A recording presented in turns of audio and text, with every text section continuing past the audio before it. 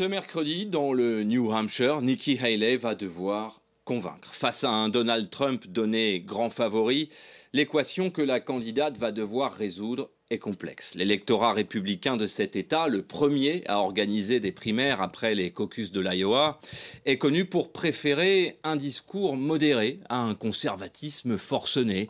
Là-bas demeure un électorat républicain plutôt traditionnel auquel les positions conservatrices de Nikki Haley parlent assez peu. Or, si elle souhaite à la fois rassembler les déçus du Trumpisme, les radicaux qui lui auraient peut-être préféré Ron DeSantis, et ceux pour qui le dernier président républicain fréquentable était George W. Bush, son discours risque indéniablement de se heurter à quelques contradictions. Cela a concrètement commencé d'ailleurs, puisque la candidate qui jusqu'à présent avait plutôt épargné Donald Trump, dont elle est concrètement une héritière pourtant, son discours s'est largement durci à l'égard de l'ancien président dont elle dénonce désormais les mensonges par exemple, ou encore une politique de dépenses publiques qui a, je cite, participé à endetter l'Amérique au-delà de la raison.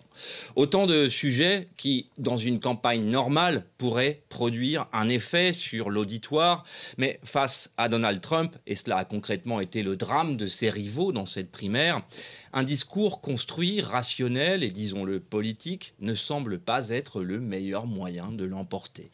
Une réalité qui ne déstabilise pas que les candidats à la primaire républicaine, mais également les observateurs de la vie politique américaine, qui voient la popularité de Donald Trump grandir depuis des mois au gré des poursuites judiciaires dont il est la cible. Nikki Haley, à qui on ne peut pas retirer le fait qu'elle est une politicienne rigoureuse et respectueuse au moins des codes qui ont fait la démocratie américaine, pour le moment, n'est pas parvenu à entraîner Donald Trump sur son terrain, celui de la confrontation des idées et des programmes tout simplement.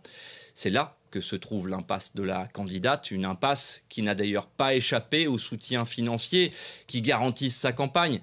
Des soutiens qui, à l'instar de ce qui est arrivé à Ron DeSantis, ne lui garantissent même pas de la conduire jusqu'à la prochaine étape, les primaires de Caroline du Sud.